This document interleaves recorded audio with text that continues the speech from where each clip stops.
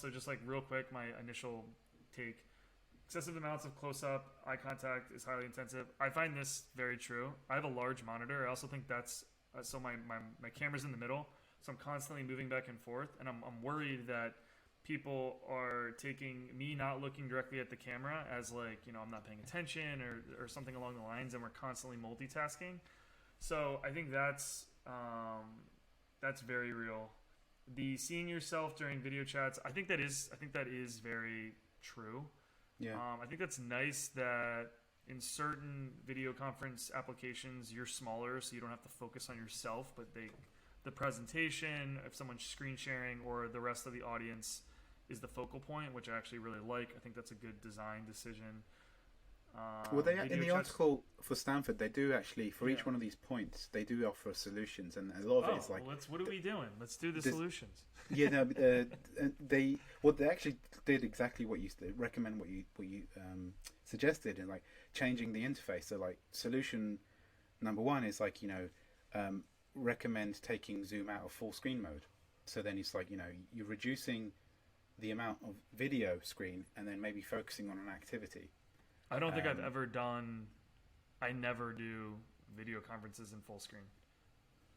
Ever, even before, the pandemic, I've always have multiple windows, like one usually to take notes. Yeah. Yeah. I just like I think that's a relatable, but I think do you use full screen for video chat? It depends on so sometimes we do stand-ups where the whole point is us just having a chat, and maybe we might play a word game. Like a friend of ours created a progressive web app word game where it's kind of like what do they call it? You have to draw. Basically, you have to draw something, and the rest of the team has to guess what the word is. It's actually really, really cool.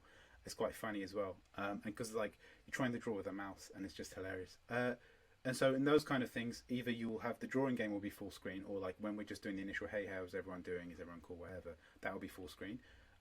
Also, we've been exploring like design sprints remote, and so you have things like jam boards or like using slide decks where people are just drawing sketches, taking photographs, and putting them into the decks themselves, or like Google Slides. So then the focus isn't looking or people staring at you. So that's been pretty cool. So that's like one of the solutions. The second one is recommend the platforms change the default practice of beaming video to both self and others, when really the others are what's the most important. And that your view. So the second one was seeing yourself too much is fatiguing, and basically the suggestion is hide yourself. Yeah. So what you suggested, like making yourself really, really small, or at least invisible. The only danger I have there is sometimes when you zone out in a meeting and you start checking your phone, or like you might play Angry Birds or whatever, but you put yourself on mute just to be sly. You want to make sure that no one notices. So I suppose you could just switch your camera off as well. That's one.